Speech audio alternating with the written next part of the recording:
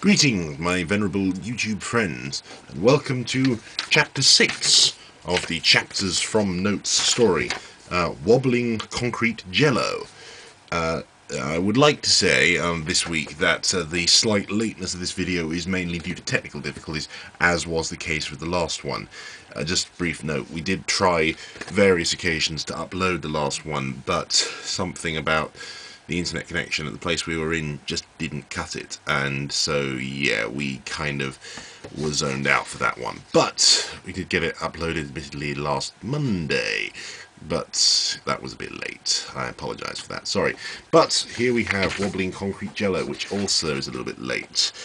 And I would like to say it's because of technical difficulties, but it was actually because I've just been very distracted this week. And I shouldn't have been. I should have been writing away, but I've been a bit distracted, so this is a little bit rushed, but I have put everything I wanted to put into it. I had an idea almost immediately after I read the chapter title, actually, so thank you to that person. And also thank you to everyone who's been suggesting this week.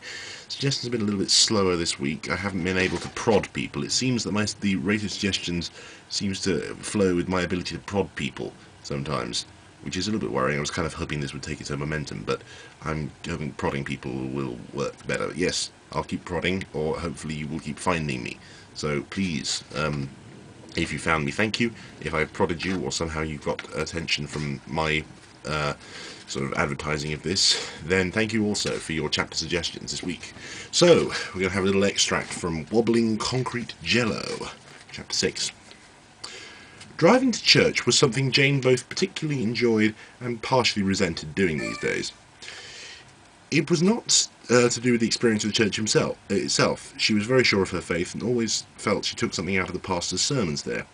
Nor was it the area her church was to be found in. South Norwood may not have indeed been the most glamorous, greenest, or generally well-kept and tidy part of Croydon, but she felt it was a logical place for her to be. It always reminded her of what she had and what others had, and kept in perspective in her mind the ultimate meaninglessness of wealth. The people who she would see on the streets each week as she drove past Sanderstead, Selsdon, or Purley had, if not, I've written this badly. This does make sense, I promise you. I'm just thinking perhaps I need to trim up the sentences. I think I'll let you read it and make sense of it myself. I'm going to have to check this over. This is bad. I'm wondering if I should actually make this into the video. In fairness, I think I should, because really, you should see my mistakes. It's not really fair that I should edit them out. People she should see on the streets each week as she drove past in Sanderstead, Selsdon had very similar, if not more. Oh no, it's okay. I wrote it fine. It was just me reading things. Southern expressions on their face, often more southern expressions on theirs, often than those north of the centre. And the children in both parts of the town seemed just as happy swinging away in the parks or whirling around on the. Oh, I know what happened there. Yeah, I was trying to think of this. What is it? What you call the thing that kids spin round on? I was trying to remember that, and I couldn't remember it, and I think I've just put the there, and I couldn't remember what it was, so I just sort of thought I'll think of it later, and never did. So if someone could tell me what that is, I'm going to put, when I upload it to the blog, I'll put a little sort of question mark place in there. Turntable sounds a bit wrong. I mean, that's what you put records on. You can tell this is rushed, can't you? I'm not, this is not up to my usual standard. I readily admit. Anyway, we'll sort that out later. Okay, yeah, I'm going to be honest with you here, YouTube, and this is not well prepared at all. I sincerely apologise for my slight rubbishness this week. And slight is an understatement. So let's get straight to the selection bit, considering everything else about this video is going to pot. So hopefully the selection will be fun. Okay, we have once more random.org to help us out with the strange random selection process. So let's go here. We are going to go random.org and let's have a look. Fun and free. Integer generator. You see that? I think it's trying to come into focus. No, it isn't. Okay, yeah, integer generator. So we click on that. Generate one integer, between the values of, let's see what the maximum value this week is. Oh dear, I just realised I've spilt some water on something very important.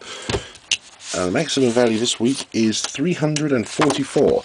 Okay, number 344. So let's put that into the maximum. 344. Format, well, it doesn't matter how many columns. Right, and get numbers. 222. 222. What is 222? Let's have a look-see. Come here with me. 222 is Forgotten Friends. Forgotten Friends. Intriguing. Forgotten Friends. Hello again, YouTube. I'm not exactly sure what happened there, but I actually made the video a bit longer after that random section, and it seems that somehow when I picked up the camera, like sort of that, I pressed the stop record button, which in fairness is big and sticking right out of it, so it's not exactly an easy thing to sort of, well, no, other way around, it's a rather difficult thing to avoid. So once again, the poor preparation of this video is again visible by the fact that this is now randomly jumping around. But yes, we do indeed have a chapter title suggestion, number 222, which I noticed just oddly. We also had number 22, so we just jumped 200 forward. So 222, Forgotten Friends by Ali of the Ning. So thank you to her very much. I assume it's a her. I don't know if Ali can be a male name. I suppose it could be in certain parts of the world. I don't know. But yes, thank you to her. And apologies on behalf of...